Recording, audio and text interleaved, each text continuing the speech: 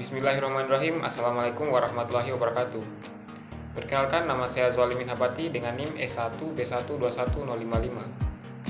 Pada kesempatan kali ini, saya akan mempresentasikan tugas pengantar kota saya yang berjudul Konsep Penentuan Lokasi Bangunan Mid-rise Building. Adapun bangunan yang saya pilih yaitu bangunan hotel. Sebelum saya masuk ke materi, saya akan menyampaikan pokok pembahasan yang akan saya bahas pada kali ini, yaitu yang pertama latar belakang, yang kedua tujuan, yang ketiga rumusan masalah, yang keempat tinjauan pustaka, yang kelima analisis, dan yang keenam kesimpulan. Baik, kita masuk ke materi pertama yaitu latar belakang.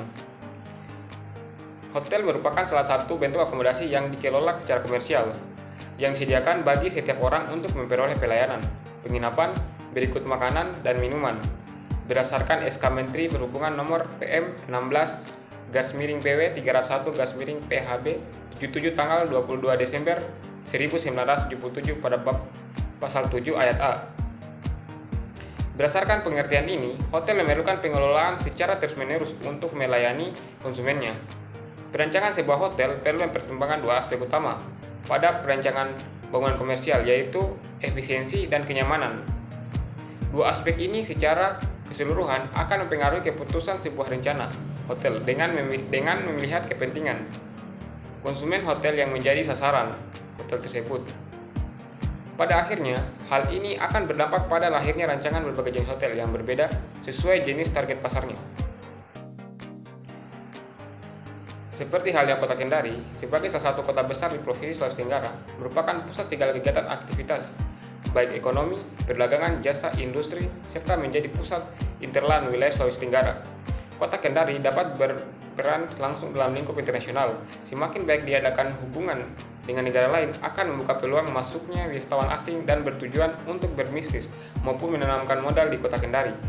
Untuk mengantisipasi kedatangan wisatawan dalam negeri maupun asing ke Kota Kendari untuk kegiatan berbisnis, maka Kota Kendari memerlukan fasilitas untuk kegiatan berbisnis, seperti akomodasi untuk menginap, salah satunya adalah hotel, yang menyediakan fasilitas lengkap untuk pertemuan bisnis sekaligus untuk tempat rekreasi dan menginap.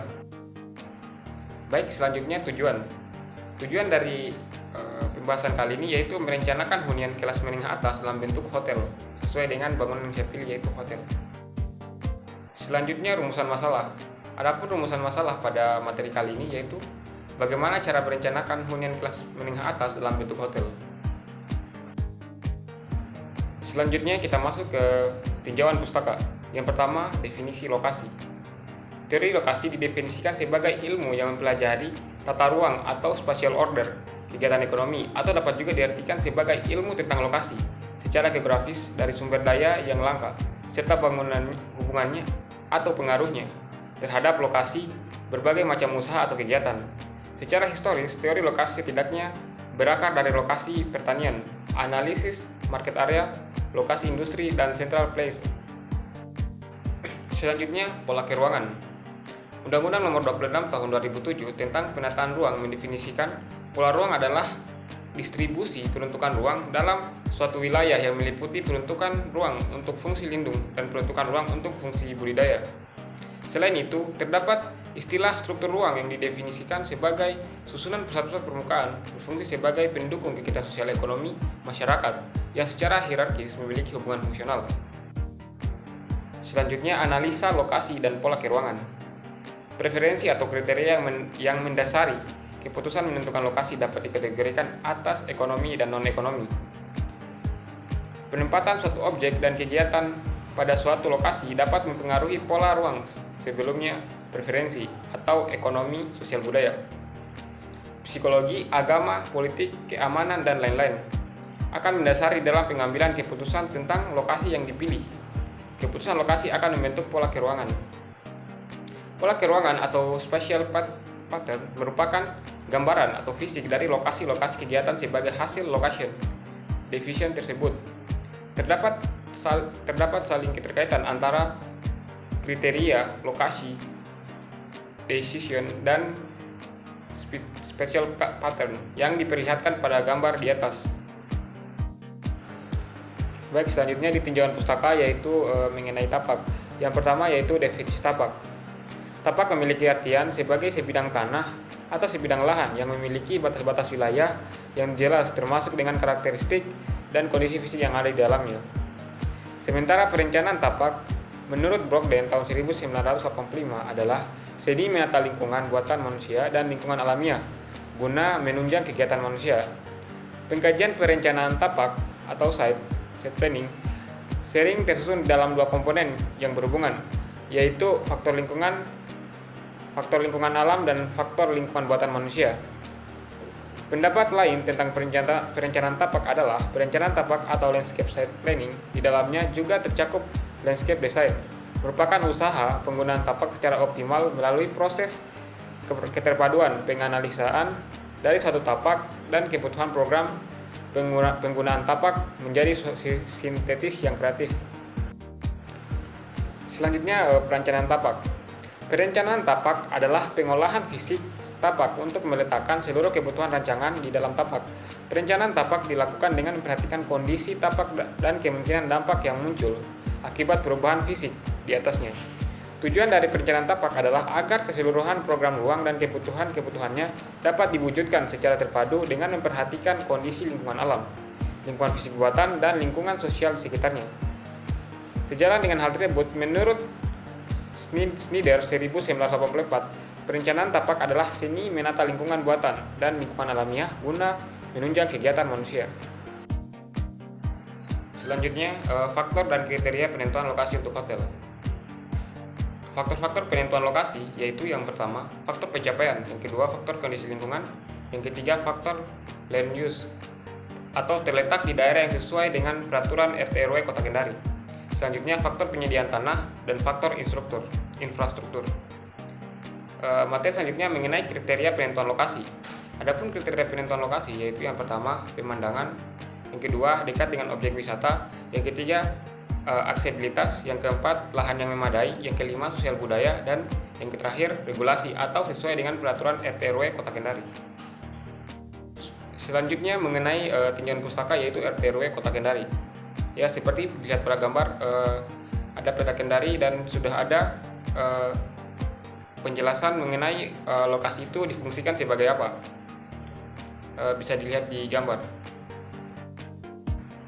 Baik, kita masuk ke materi selanjutnya yaitu di tinjauan pustaka, yaitu ketentuan umum peraturan zonasi berdasarkan RT RW Kota Kendari pada pasal 69. Jadi pada pasal 69 ini menjelaskan tentang ketentuan umum peraturan zonasi untuk kawasan budidaya sebagaimana dimaksud pada pasal 64 huruf B yang meliputi yaitu yang pertama atau A, ketentuan umum peraturan zonasi kawasan perumahan, yang kedua, ketentuan umum peraturan zonasi kawasan perdagangan dan jasa, yang ketiga atau C, ketentuan umum peraturan zonasi kawasan perkantoran, D, ketentuan umum peraturan zonasi kawasan industri, E, ketentuan umum peraturan zonasi kawasan pariwisata, F, ketentuan umum peraturan zonasi kawasan ruang terbuka non hijau, G, ketentuan umum peraturan zonasi kawasan ruang evakuasi bencana, H, ketentuan umum peraturan zonasi kawasan peruntukan ruang bagi sektor informal, dan I, ketentuan umum peraturan kawasan peruntukan lainnya.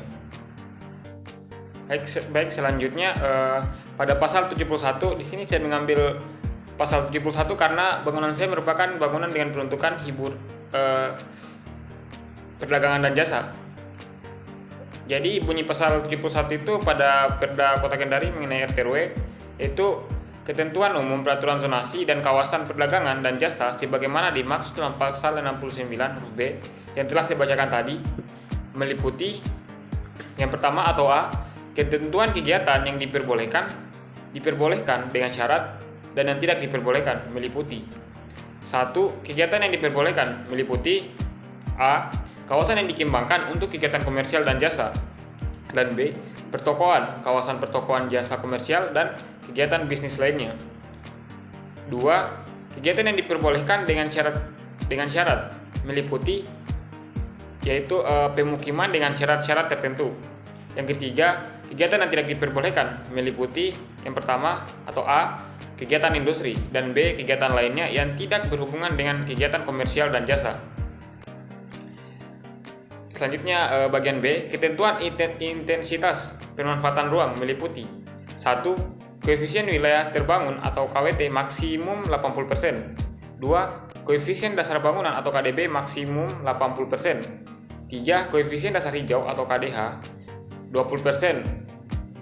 Yang keempat, koefisien lantai bangunan atau KLB dapat di atas 5 lantai dengan persyaratan tertentu. Dan yang kelima, garis sempadan bangunan atau GSB setengah ruang milik jalan ditambah 1 meter jika lebar ruang milik jalan lebih dari 8 meter. Selanjutnya kita masuk ke pokok pembahasan yang selanjutnya, yaitu analisis. Lokasi untuk perhotelan ataupun resort merupakan suatu faktor yang sangat penting untuk sukses komersil.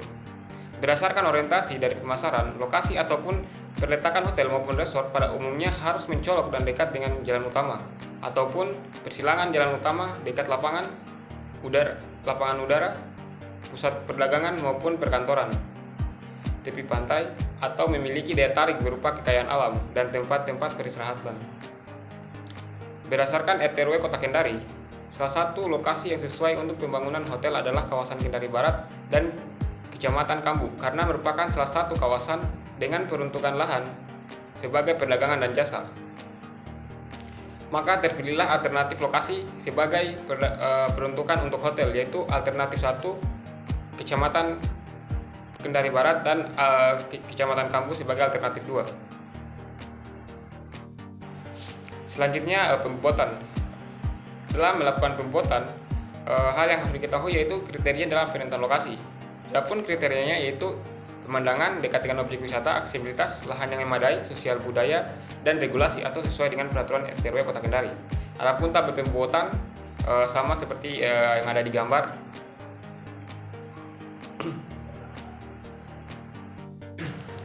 Lanjut di bagian analisis, yaitu penentuan tapak. Jadi dalam menentukan tapak itu ada beberapa kriteria penentuan tapak, yaitu yang pertama, tapak merupakan peruntukan perdagangan dan jasa.